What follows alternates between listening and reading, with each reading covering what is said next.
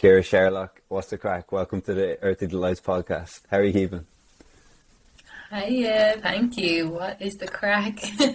Nice to be on here. Yeah, thanks so much for having Oh, me. I'm really looking forward to this. How have you been doing first? Because we both said we were quite tired, and maybe we should let the listeners know just before that. It might not be full of energy today. Yeah, we're definitely having a slow-paced chat, I think. Well, I'm just on the tail end of having COVID again, actually, for the second time. This time was considerably worse, I would say, Okay. than the first time. But I survived, and it's fine. And it's good to actually have that feeling. I've been reflecting a lot on, like, yeah, just the feeling, the sensation of your body healing, like Uh-huh. of just your body getting through something quite,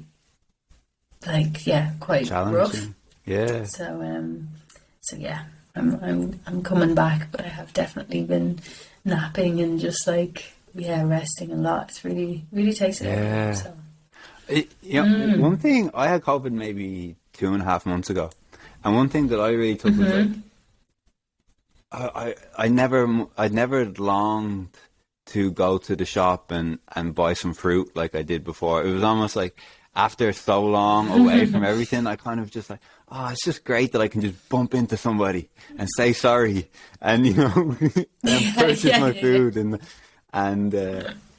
but I do think obviously it's a challenging thing for a lot of people, but it's nice to acknowledge that there are things to take away from it, you know? yeah, gratitude for the simple Yeah. things like going to the shop, Yeah. and also just having a healthy vessel. Yeah. By the end of it, or when it comes back, or I suppose just realizing how good you have it day to day. If you have like a well functioning healthy body, it's the main thing, Yeah. really, right? So easy to take for granted. Yeah. And what about you? Why are you so tired? Well, I started a job as a youth worker 6 weeks ago, and so I've been working with 12 to 13-year-olds all day, and there's ups and downs. I like working with young people because it's just an intense kind of encapsulation of the human experience. They're just really happy and really on it for a short period of time, and then they're not happy, and they get that out, and then there's a little fight, and then they're a bit down. It's just, it's a new experience for me, but I'm enjoying it. But it's definitely hard to hold. But it's a healthy tired also. Previously I'd be so mentally tired, but this is more kind of a physical. I don't have a lot in me, Yeah, it's great to be around kids. Like, it's just never a dull moment. No. I don't work with preteens, but I work a lot with babies these days. Oh. And it's just it's just wild. They're so, it's just raw emotion, and learning, and the level of tiredness is amazing, but makes you feel alive, right? Exactly. You're right. Yeah, I always think those extremes, the kind of times where you don't feel quote unquote normal are just grand. They're just the reminders that you're alive. Like the nervousness and the exhaustion, and you're in this body. This body has has a wide range of experiences. Ciara, before we get going, it would be great for the listeners to have a kind of idea of how you came into the area that you're working in, and just a bit about yourself, how you grew up and what were your interests, and that. Yeah, a whistle stop tour of the start of this journey, I suppose. Well, I'm from Dublin.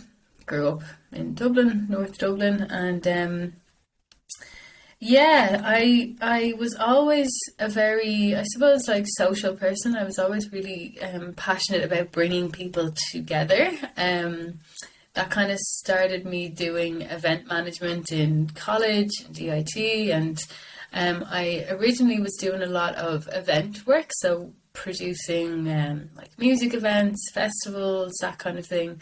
Again, the kind of, bringing to get people together, but in a more kind of, I don't know, we could say kind of commercial sense, Okay. and for like entertainment purposes. And yeah, a lot of people ask me how I came to psychedelics in particular, that being such a massive part of my work. But actually, it was really psychedelics that led me to everything else, I feel like. Okay. And yeah, that's not really the way it goes. A lot of people kind of start on a bit of like a quest of some sort, and then they come across psychedelics. But for me, it was quite the opposite, really. So yeah, when I was in college, I did a college exchange. I lived in the Netherlands for a while, and at that time, I had limited recreational drug use experience, I would say, and no experience really with the kind of classic psychedelics. But through having experiences with truffles in the Netherlands, which were and still are legal there, I think I didn't give it the credit that it deserved at the time. Like, I had really good experiences, fun, quite casual, just recreational experiences at home with a couple of friends, But those experiences definitely set me off on quite a lot of self-discovery, and I suppose questioning a lot of different things. And when I came back to Ireland, I say this really often, so if people know me, they probably hear, whoa, the spaces I'm creating. I was really seeing how people were have heard me say this before, that when I came back, I really felt culture shocked at my own culture.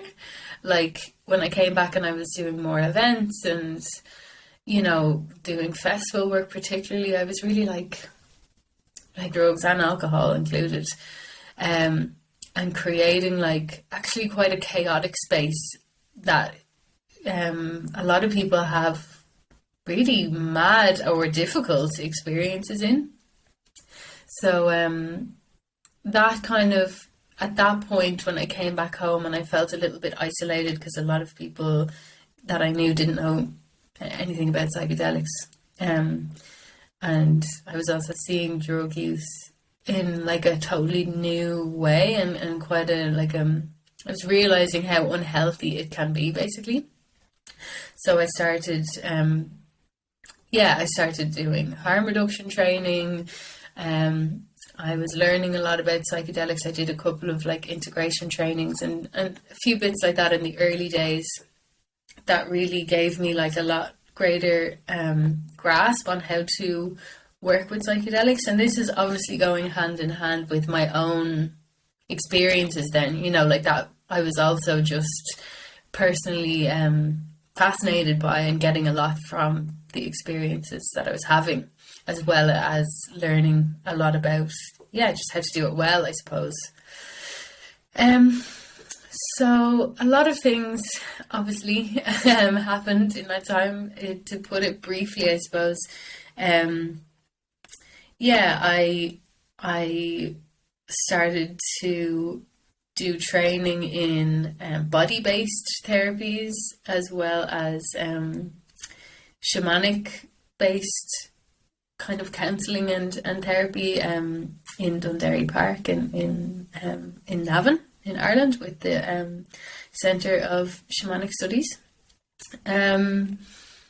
So they were kind of laying the foundations for a lot of what was to come, really. I started facilitating psychedelic retreats then with the Psychedelic Society in the UK.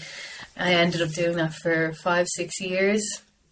And that really grew, legs, and kind of ran and got really popular. And, that became basically the biggest part of my life for those kind of subsequent years. But I suppose personally, I had the kind of like earlier psychedelic experiences that I would have deemed as recreational. However, I really don't think that they're that separate. I think a lot of the time recreational experiences can be totally profound and healing and beautiful, you know. It doesn't have to be set up as a therapeutic experience, you know, in order for it to just kind of accidentally be one. So through that time, my own experiences really, I suppose, from transitioning out of creating quite, the way I saw it, like chaotic experiences that people were using drugs in, to creating really safe, health and therapeutic spaces for people to use psychedelics in particularly and go really deep with them. At the same time, just having some really big life experiences myself. Tragically lost one of my best friends, and just really needed to call upon the tools that I was learning along the way to really help me through that kind of trauma and grief. And that was really when, you know, I feel like we can go through life like learning a lot about these tools, but it's only when we come to them on our knees, needing them, you know, where we really then get to understand the real power of what they can do. So yeah, just holding myself through that and using shamanic work and body-based work and psychedelics to get me through quite tough experiences was kind of that's where my personal story came in, you know. Okay. Ciara, can I ask, for people listening who maybe haven't had any psychedelic experience, can you kind of maybe unpack a little bit the desire to have these experiences? Like, what was the intention behind, what did you hope to achieve through having these experiences? And then, like, did the way you look at day-to-day life change, and then subsequently kind of energize what you then wanted to do in the future? Yeah. So yeah, like I said, for me personally, actually, and a lot of people probably expect like quite a big sacred answer from me about, you know, why I came to psychedelics. But like I said, it was quite a recreational thing. You know, I definitely did it very respectfully and mindfully. But obviously I've worked with, you know, many hundreds of people since then with psychedelics. And a lot of why they come to psychedelics is, you know, in a general sense, they basically just feel like there has to be more to life than what they're experiencing, you know? Like, they don't have to be at an absolute dead end in the world, but just that sense. And I really feel like a lot of people came to it through the pandemic, really, of like, you know, when life stops and they kind of have a moment to think, they're like, wait, what is this all about? Like, and you know, to what level am I really experiencing the fullness of life, essentially?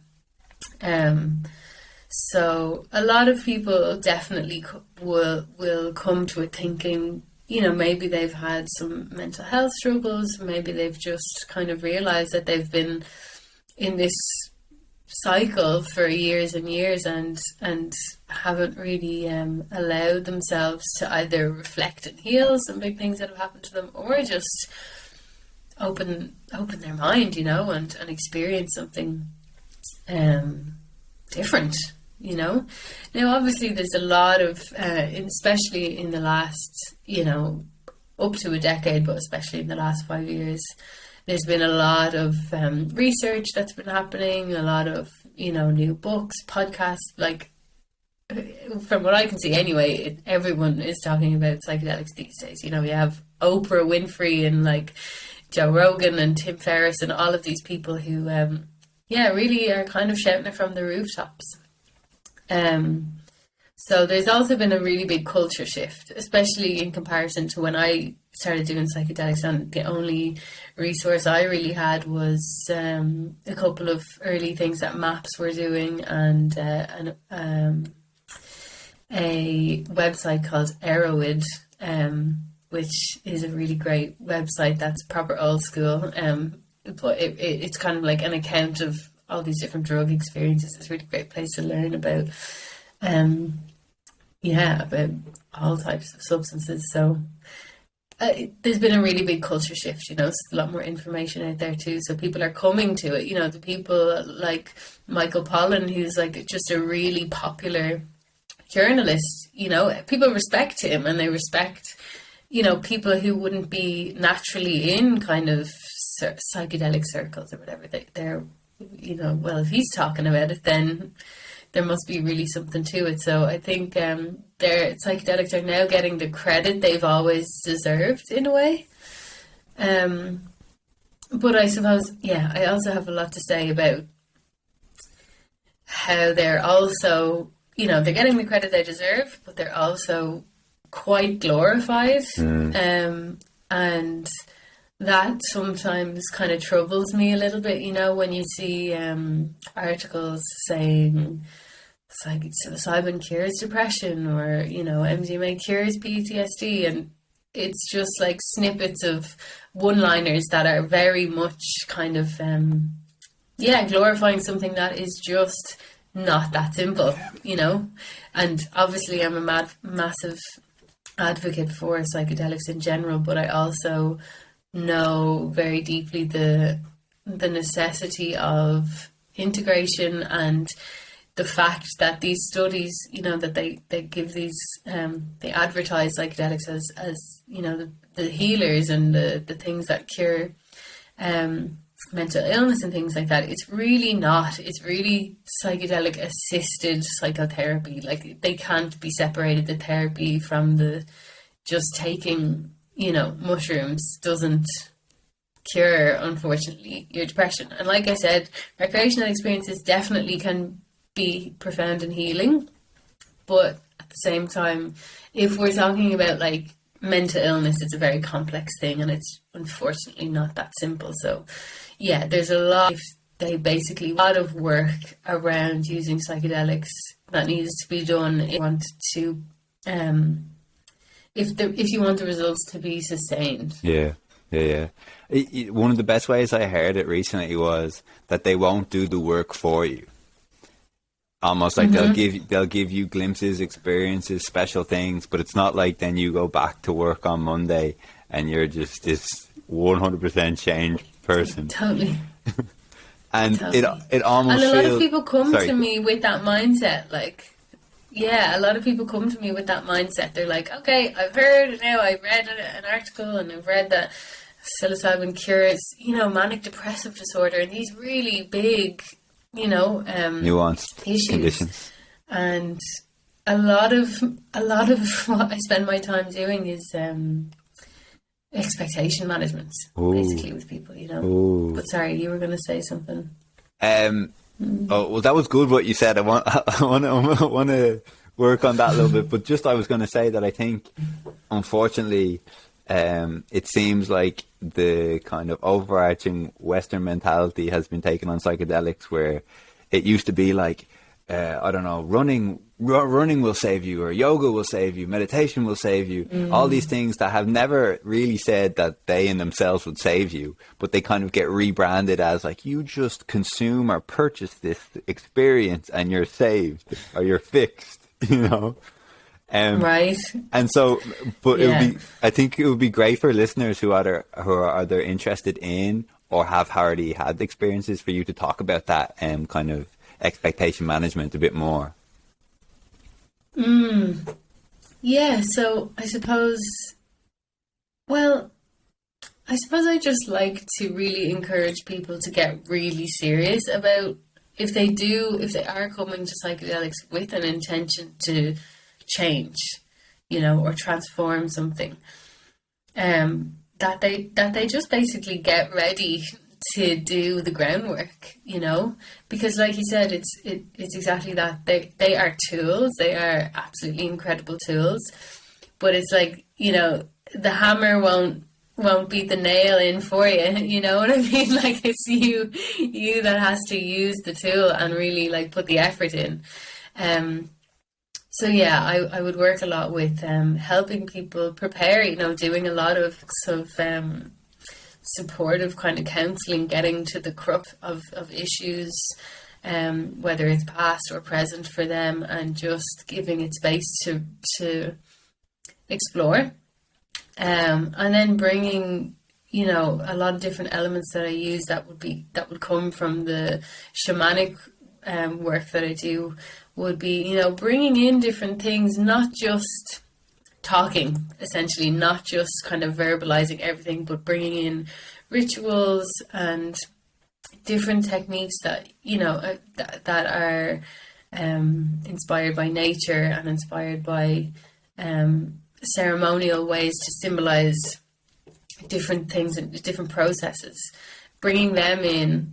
And again, just giving the mind a chance to kind of prepare for this change, because if something is just kind of like, if you just dive into something, your psyche won't even really be ready to process what's actually happening. So really, like, there's a lot of groundwork to be done in the preparation phases. And then obviously holding a psychedelic experience is a whole thing in itself. And afterwards, yeah, again, just really given plenty of time to be like, this, it sometimes I feel like it starts after the psychedelic experience too, you know, the integration work and the change, and how you essentially harvest what's happened, and yeah, figure out what and how you bring forward into your life, and what do you do daily that helps support the changes that want to come, or the insights that have come. And like I say, you know, psychedelics are one of the most mysterious experiences, you know, and we can never expect anything of what might happen. So, you know, yeah, expectation management about the fact that these aren't just going to automatically change your life, but also who knows what might happen in the experience. You might have all the intentions for healing and working on a, you know, maybe a specific relationship, let's say, that's troubled you your whole life. And when you're in the experience, you don't even think about that thing once, you know, you go off in a whole other direction. But I really believe that healing is not linear. Like, there's no A to B to Z, you know, it's a constant spiral moving forward. And, yeah, it's just non-linear. So, you know, the experiences nonetheless are always significant, and have a lot of content in there, but a lot of the time it's not exactly what people kind of expect, you know. So working with the mystery is a really big part of what I do, like not only with psychedelics, but yeah, definitely with psychedelics in a big way. It's something that, yeah, I think we should talk about in terms of what it looks like in so for people who are thinking, okay, you have this profound experience, and sometimes it's abstract, as you say, sometimes it's non-linear, it's kind of hard to put a narrative on it. It was just this all-encompassing, it's really hard to put words on it sometimes. And like you said, sometimes putting words on it isn't that helpful even. But for someone who's like, can you just kind of put it in more like practical manners on what an integration process might, like, would it happen over a span of weeks and months? And are there regular sessions, just for people who aren't familiar at all? Right. Yeah, well, I would definitely do a number of integration talk sessions with people. So yeah, we are putting language on it to some degree, but it's not limited to that. So I would really encourage people to also take their own time to write, to maybe guide them on some different rituals that they can do to help, you know, it's kind of like symbolically processed. Body-based practices that really help, and it's really tailored to a person's interests as well. I don't really like to kind of prescribe a load of new things to people so they have like a million new things to try. It's more about extracting what they do or what they like or what works for them already, and just help weave that into the process. So, you know, if they love to go hiking, let's say, you know, they might have set a specific time, you know, to go for a solo hike and do a little ritual along the way or something like that. Or if they love to dance, then, well, they might use a particular playlist to really kind of embody the experience or something. You know, it's definitely never one size fits all. But yeah, the kind of trajectory is essentially based upon reflecting on the experience, finding the path that suits you for integration and committing to that and embodying the change then, you know, and then also constantly reflecting. So it's never, as I said, like A, B, C, D, but yeah, creating I suppose, what's the word I'm looking for? Yeah, creating a process, a long-term process that is supportive of these changes that might occur, you know. And another big thing around that, actually, that's really important to touch upon is, you know, this term change happens in relationships and transformation happens in relationships. So I did groups for many, many years, and through COVID, a lot of that changed, and now I do some small amount of one-to-one work.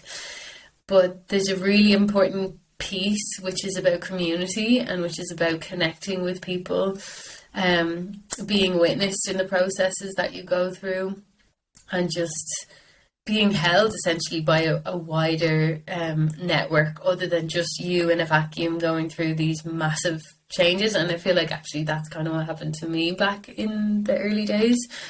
But something that I've seen over the years just be so crucial is essentially just other people, you know, witnessing and sharing with you the experience. So that might be having just a good friend to talk to, or having a therapist that's open to discussing psychedelic experiences. I also run a Patreon group with the Psychedelic Society of Ireland.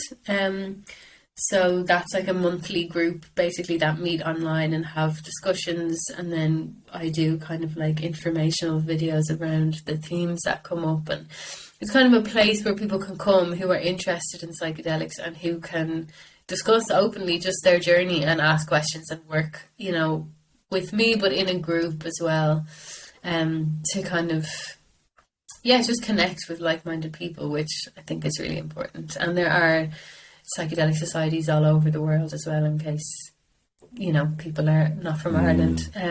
There's many. So the community thing and being witnessed in change is like a really essential piece. You know, I'll briefly share that I had a very special psychedelic experience over Christmas period, and it was like the words that came to mind was that I felt like every cell in my body was bursting with love, you know, and I was reminded of the next day of being so grateful for the fact that I was over with several blokes who were in my men's group, and thinking if I didn't have this and I was just back in an airport or back in a city where this kind of incredible insight that I felt like I've had is kind of being blatantly either disrespected or not acknowledged or rejected right in front of me. And I'm real sensitive because I've just had this. And hearing you say this, this is what I really want to talk to you about, because I guess it would be nice to talk a little more about the potential pitfalls or dangers of not having a community and or not having some sort of integration process after. Because, as you said, the experiences can be so heavy and so profound. Like, have you seen? Have you seen things that are like kind of worrying for when people have these profound experiences and don't really focus on an integration? Well, I suppose there's lots of different levels to that. Because let's say, you know, a really common thing right now, which plays on my mind a lot, and people do come to me when they're struggling with this, is, you know, the lack in this part of the world, in the yeah, basically Europe, America, um, there are the culture doesn't support this kind of work, right? Like it's not, it used to be embedded in our culture a really long time ago. It's just not anymore, right? So people, it's very trendy now for people to go to the Amazon, go to Peru, take ayahuasca, for example, do like really heavy ayahuasca work. Like it's not to be taken lightly. And in those places like the Amazon, Peru, ayahuasca is embedded in the culture there. You know, like they don't really need to do integration work, people who are, you know, embedded in that lineage, because their culture supports what's happening. They're like, okay, you did a ceremony, like we do the dieta and we do the processes around this, and everyone's just kind of, they just know, you know. Whereas when Westerners go over there, they have their big, crazy experience that might be profound, that might be really difficult, whichever, and they come back to a place like Ireland and they can be extremely untethered because, first of all, they've worked with medicine that is not from their lineage, from their land. It's exotic and exciting and also very therapeutic, and I do really respect still people, of course, who work with that medicine. But just for this example of, like, you know, people come back and they can just be really untethered because they don't have the community, you know, they don't go back to their family who really respects or knows anything about the experience that they might have had. They're completely cut from the culture that it comes from and any support systems. So yeah, people often just really struggle. They can really disassociate, they can really kind of recluse into themselves, or they can just shake off the experience and pretend it never happened, you know, which is it's still, you know, it's sad for them, basically. And of course people come back and they have amazing experiences and they kind of like find their way, but there's just a general openness or, you know, potential for the struggle to be really, really real, you know. And yeah, I've just found it over so many people I speak to, you know, people in Ireland who find the Psychedelic Society of Ireland, and they're like, oh my God, like, you know, for the last 20 years I've been taking psychedelics like in my own, like in my own little world, and nobody's even known, and I've never had anyone to talk to about it. And then they find a place where people can come and discuss it, and it's a really big deal, you know. And like I say, it might not be all bad for people, but I think we can harness the transformational power better, essentially, you know, and not just have it be that one time you went and did this crazy experience, but actually integrate it into your life, that, you know, you do the work around it and you really, it impacts you positively for the rest of your life, you know. So, have you also seen people who maybe haven't put a lot of attention or intention on the idea of integration, and as a kind of response, maybe they consistently seek psychedelics, like it's almost like a regular thing? Have you seen that happen, and what, like, are there some pitfalls in that response? Yeah, definitely. I mean, look, we live in an absolutely consumerist culture, society. It's crazy, you know, like you said, with the yoga and mindfulness and buy this app and consume, and it becomes something different, basically. And that can absolutely happen with psychedelics, yeah, where people basically just keep chasing that place that they went to before, or that, you know, that otherworldly state of being.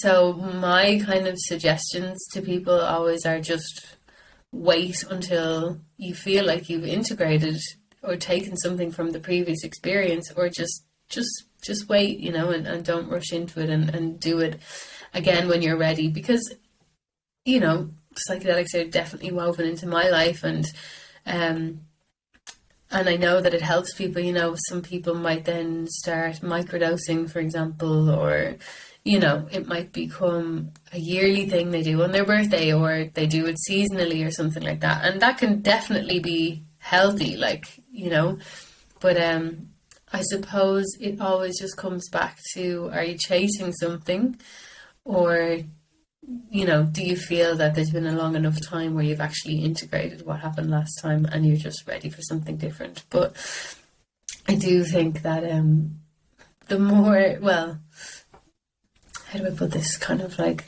the more you do them, the less you end up doing them, or something like that, you know, like greater time periods tend to happen when you're having, you know, like when you're really doing the work and when you're really making a thing out of it, you know. I will actually say, before we move on to that, I wrote a book a couple of years ago called The Spirit of the Liberty Cap, and if people want to, you know, I basically use that book to answer all the questions that I get from people all the time about magic mushrooms, about journeying, about the whole process from foraging and identifying through to integration. And that might be a helpful resource basically for people if they really do want to learn more. It's just kind of like a bite-sized way to get all the information in, you know, about starting your journey. And that this can serve as like a preview before for people who want to purchase the book. Yeah. Yeah. Fantastic. Exactly. One thing I also wanted to talk about a little bit about was how very often when you speak of psychedelics and integration, the phrase "the work" comes in, right? And the work is almost like this thing that you can't touch and you can't really, the mysterious but it's almost like work. you know what you think, you know what it is, but someone else thinks they know what it is and it's different. And I guess one thing I wanted to talk about was how, I mean, you're talking about the importance of the integration, right? Bringing it into your day-to-day life, this profound experience. And how actually a lot of the people listening who potentially have never had psychedelics and don't particularly want to, they can also make huge strides if they have similar aspirations without having the psychedelic experience. And it would be nice maybe if you could speak a little bit about that. Yes, definitely. I definitely want to talk about the women's circles, and I'm sure you have lots to share about the men's groups that you do as well. Basically I would say there's so many, like I said, you know, there's so many different tools. Psychedelics are definitely not the only tool that you can use to reach altered states of consciousness, or to just deepen your level of self-development or spiritual development, you know. So the other thing to speak about there really is just the women's work that I ended up doing, and what that kind of brought into my life and taught me, you know, because again, rewind back into kind of, you know, early college years and that kind of time where as an Irish young woman, I suppose, like, had a lot of society's conditionings and expectations on me, and kind of like navigating that, and psychedelics actually playing a massive role in my shift in perception about so many different things.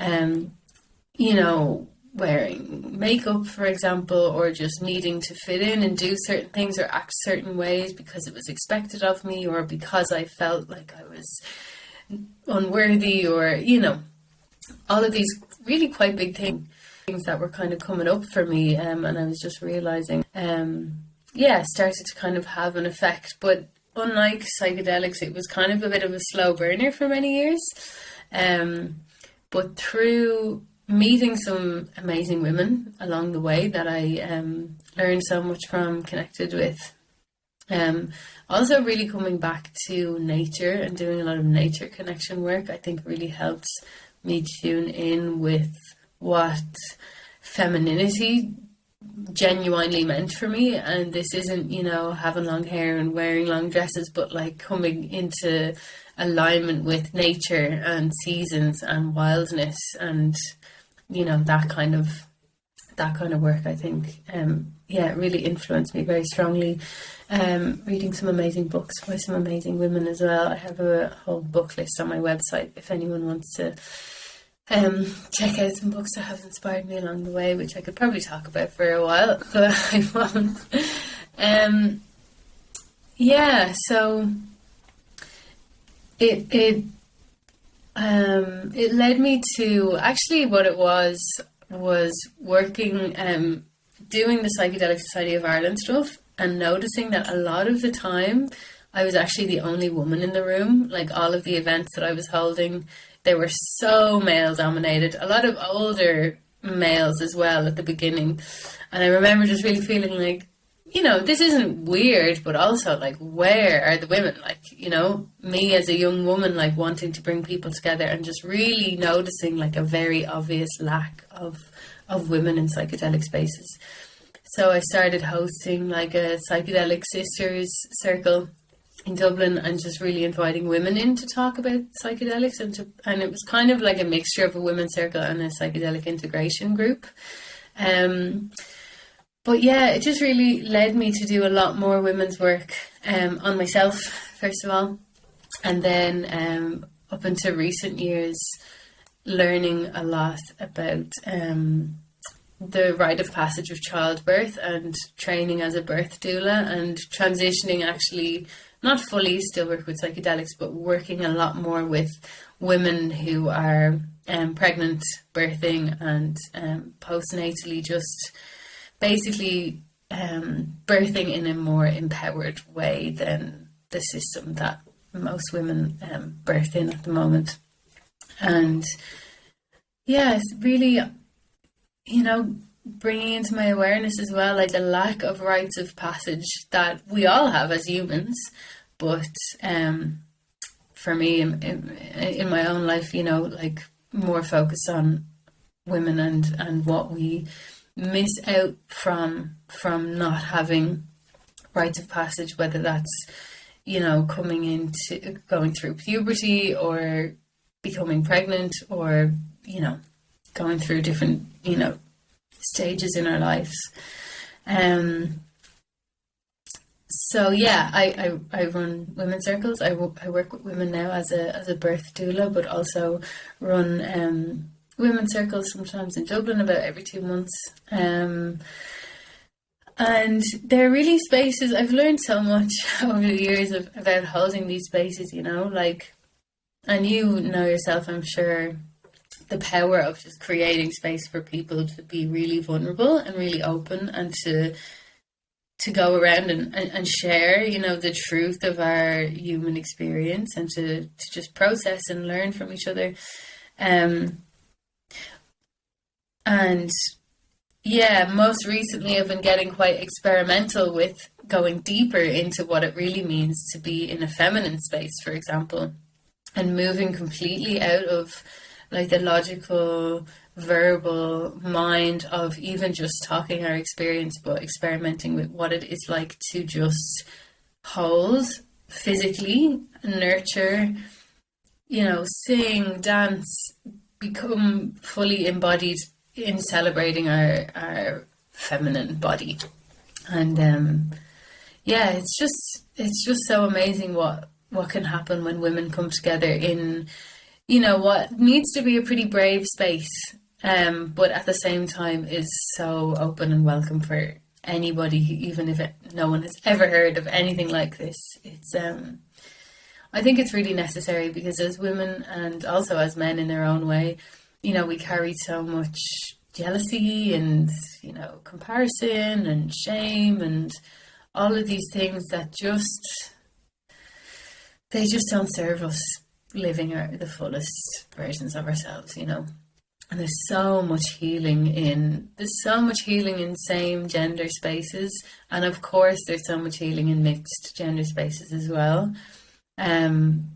But yeah, it's had a massive impact on me to really come and meet myself in those spaces, and to heal my relationship with women, basically, you know, and to be able to call upon women to have a sisterhood, and to really support each other in the ways that only women can support women. And again, being in the birth world is really so much about that, and so much about just offering support that is necessary and deserved, and we would have had, our ancestors would have had, and we've lost that through medicalization of so much stuff. And we've just been ripped away from some really deep roots that we have in how we support each other, like same gender. So there's so much to it. What about sorry, I was just going to say, it can get very lonely, like I can only speak for myself, but I think even though you're saying like psychedelics and this kind of field is getting more and more popular, I still think it's considerably countercultural in terms of particularly the integration stuff, and that it can feel very lonely. That's what it really gave me with the men's group, where like I was trying to work on this and I was trying to do that, and not it would be kind of like not really acknowledged or not really praised. Sometimes I think it's important to be praised by other people that you respect. And like you said, I mean, I want you to share maybe a few like kind of empowering stories from the experience. But I heard this a few weeks ago from one of the blokes in my men's group, and I thought it was great. He's from Glasgow, like he's a thick Glasgow accent, but now he lives down in England. And we've probably been in the men's group maybe 2 years, and he would go up to Glasgow every once in a while, and he would still have a few pints with the lads, and the lads would always just give him guff, like they'd always still take the piss out of him, say this and say that, and like trying to get a riot out of him basically. And then my mate would say like, boys, like I've been in a men's group, like you can't piss me off now, like I've addressed the insecurities, so no, I'm not afraid if you like slag my hair or call me soft, I've really looked at that part of me, so it's okay, and I think they were kind of like, oh. Yeah, that's so good to hear. It really does so much, like, it can really shift a lot and bring so much liberation in so many different ways, I believe. One thing for me that hands down in every circle, even if it's, because I've done a lot of psychedelic integration groups and things like that, so can be mixed genders as well, but especially in the women's groups, I feel like, so many people, the majority of people, they go around living their lives feeling like they're the only one to experience what they're experiencing. And when you sit in a circle of other women and you hear them share what they're going through, everyone resonates so deeply, always. There's never anyone who's like, actually, no, I don't get that. It's always... there's always a common thread, and there's always there's just beautiful realization of like, oh my god, we all go through the same stuff, and we can all support each other through it because we've all gone through it. And if we just leave our egos at the door, and the way I kind of phrase it with the women is like, come into this space and allow your armor that you have to wear as you're walking down the street through life, like allow your armor to fall and just allow yourself to kind of like lie back into the softness of just feminine, open, feminine, supportive space. And so much healing and growth happens in those spaces. So I think it's just... again, it's something that our ancestors would have had a lot of, even, again, I always relate to the birthing space, even really not that long ago, 100 years plus ago, like birthing spaces were always women-only spaces. They were always, non-medical spaces. They were always holistic, held, supported by women. And now... it's just the complete opposite to that, and it's for a lot of people it's medicalized, it's in hospital, it's bright lights, it's people coming at you with rubber gloves and stuff, and it's just not what it used to be. And it's the same with this. It's like,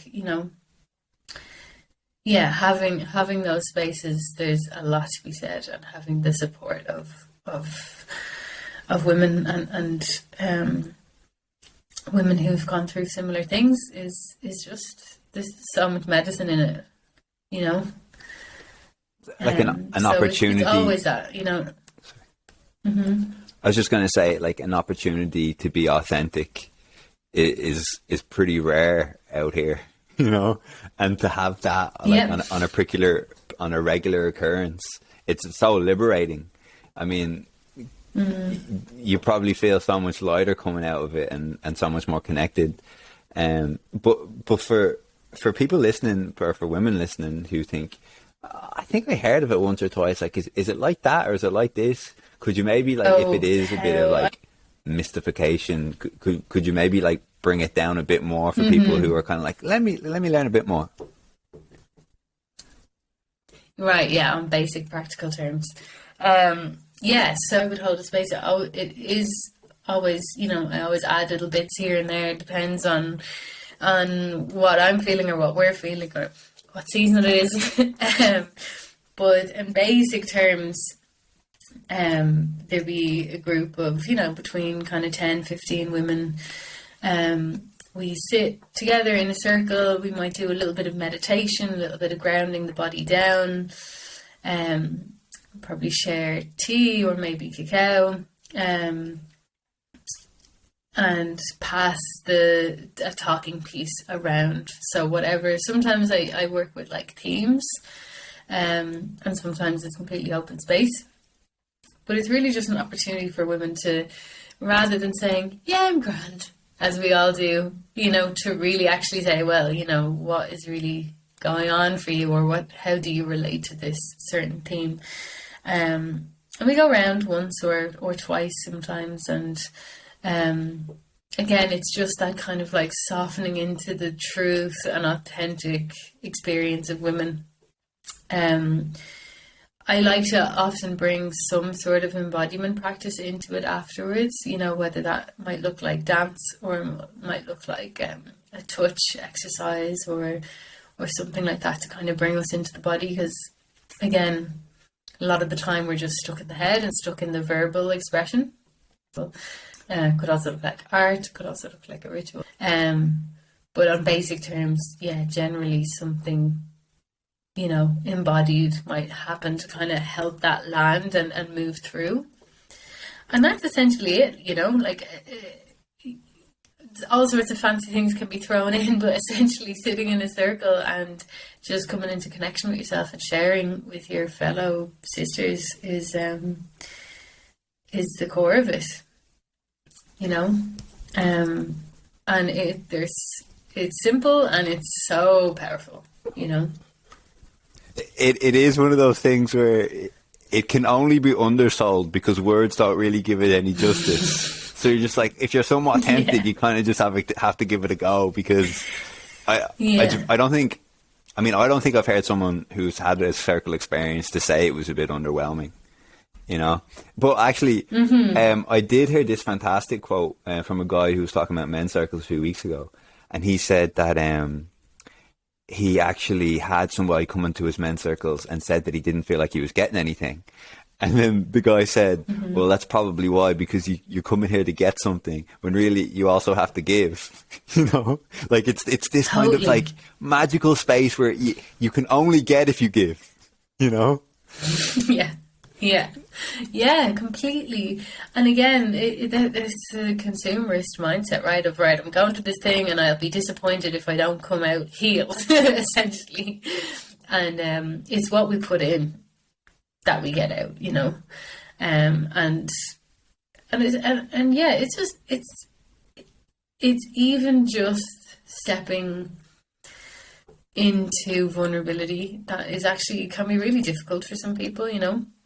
So even just that act alone, I think, and also witnessing other people do it too, is like, oh, finally, yeah, I forgot we were all human, you know, and there's so much power in just sharing that, right?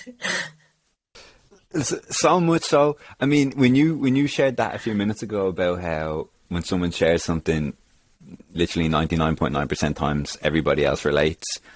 I've had a few experiences where I go in and like I'm thinking, oh, I'm going to share this. Like, this is probably what I should share, what I want to share.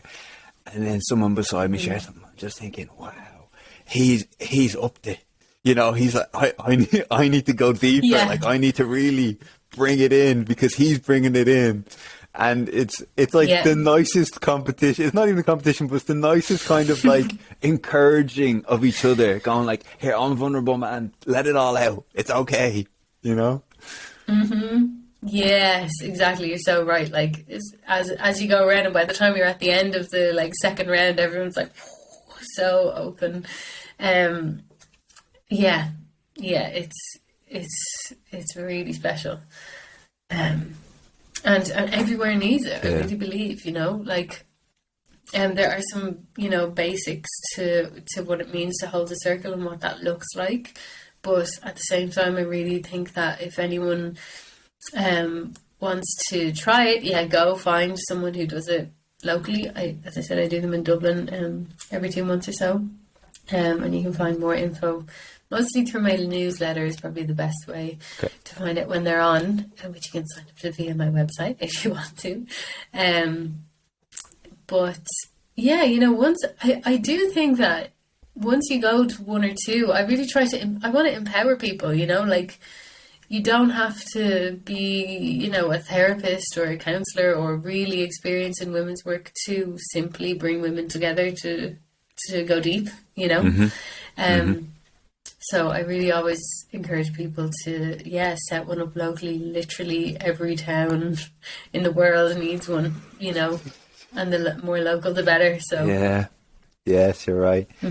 Ciara, just a few things. One, I wanted to say I'll provide the link to your website below in the show notes for anyone who wants to learn more about you.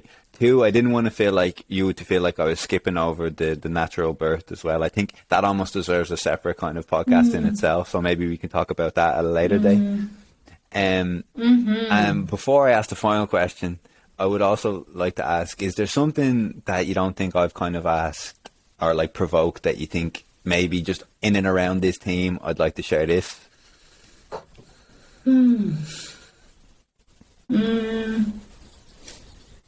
Yeah, I mean, I could definitely talk for days about lots working with the different stuff, but I suppose what I can drop in, maybe that's just another really big part of my life and another big part of what I do or where this all kind of connects from. And I suppose I kind of mentioned it earlier on when I spoke about nature to connect me to, you know, my true kind of feminine nature.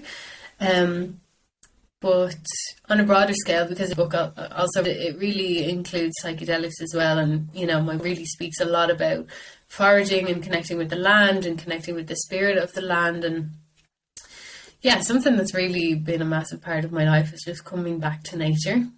And that being such a supportive tool for literally everything I've done. And I think, again, people are kind of like hearing a little bit of, nature connection or, you know, mindfulness or, you know, walking in your bare feet or cold water swimming or, you know, it's trickling in there. But I just don't think that we can downplay the importance of genuinely being connected with nature, you know, in a spiritual sense, but also in a practical sense in relation to ecosystems and, you know, the health of the planet and all of that kind of stuff. Like, it comes up so much with people with psychedelics too. You know, they feel this connection with nature or experience nature in a way that they've never experienced before. So it's a whole topic. I'll just put it out there, but yeah, it's a whole topic, and it really it weaves into like literally everything that I do in a big way. If you like, we could talk a little bit about it, because we usually end by talking about how the guest takes care of their mental health. And, you know, we're coming up on 100 podcasts, and I would say 90% of them have said something relating to nature. And you're right, like, to me, it's like you can walk barefoot but still not have the connection. I think like it does require an intention, you know, and I think there's a time where you can go to Ticknock Hill or somewhere beautiful closer in and around Dublin, and you can go, oh yeah, I was out in nature today, but but did you really soak it in? Did you really have that kind of wow, you know? And I think that like extra few seconds, just that extra 2 breaths is next level catharsis, right? To be able to go, wow, like this is just me, this interconnected web. Without all of that, I'm not here, you know? Yeah, it's so true. It's so true. I love how you've kind of yeah, you've really knocked it on the head there. And what has brought it deeper for me, so yeah, you know, like just walking, swimming, being out in it is good for the mind, body, soul, in general. But what's really deepened it for me has been really learning a lot about foraging. So obviously not obviously, but what started my interest in foraging was foraging Liberty Cap mushrooms, right? And through that experience being like, wow, I really feel like this whole new level of respect and connection to this land that grows such sacred, incredible medicines. So that's one part of it. But then just over the years personally studying and getting teachers that teach me a lot about all different native species of wild foods, you know, and just plants and trees and mushrooms, and learning about how they all support our health in many different ways. So, you know, native herbalism, and identifying and picking and foraging and going out and, you know, using nature as a medicine cabinet essentially, and calling upon it again as an ally to help us through life, rather than just like, oh, that's a lovely tree, or that's a lovely, you know, rose plant or whatever.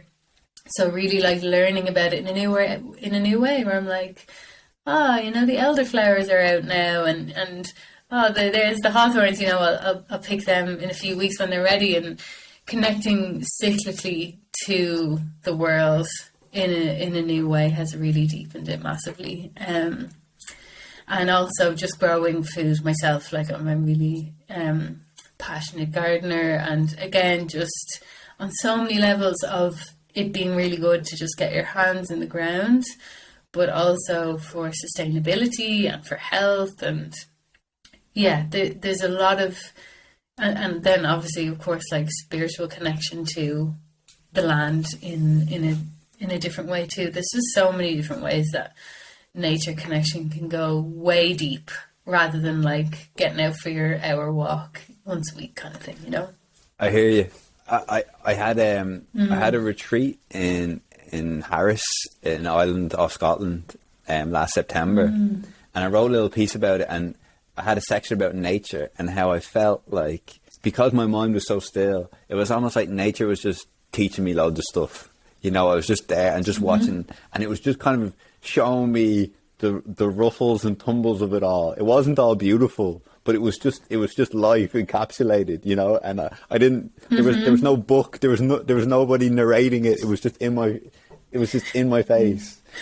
And I remember I heard this this guy talk about how lots of fungi, or maybe all of fungi, it begins or is birthed on something that's died, right? And how he goes, this completely transformed how I viewed life. Because, right, we think, life, you're alive and then you're dead, and then you're dead, that's it, like, that's it. But actually, something like fungi is showing you, actually, death is life for some part of this interconnected web that we're talking about.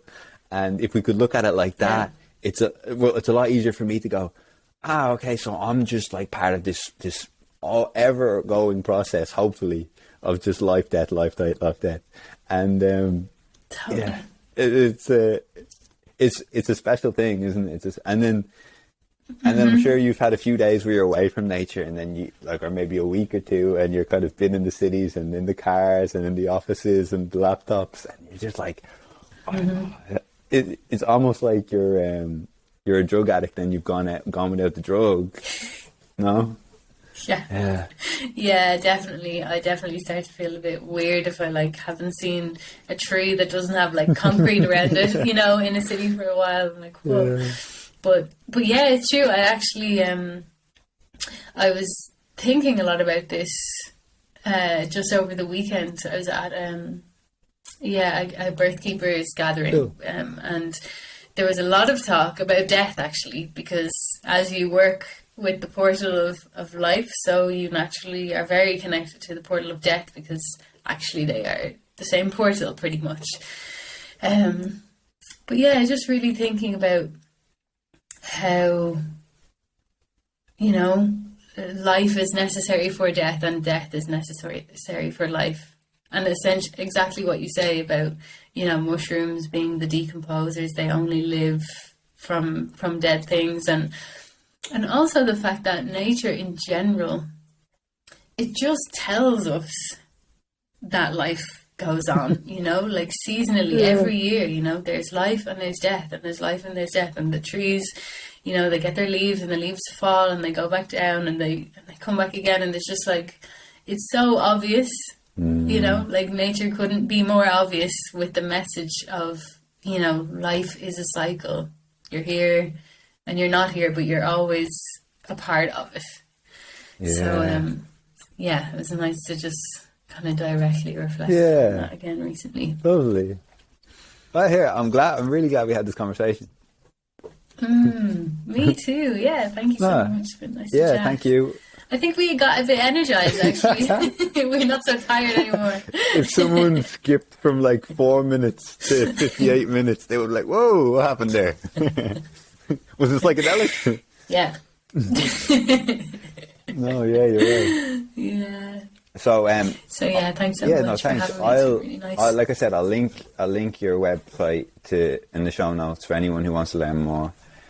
And yeah, again, thanks for your time. And I'm sure that a lot of people who click play will take something from this. So thanks. Thank you. Thank you.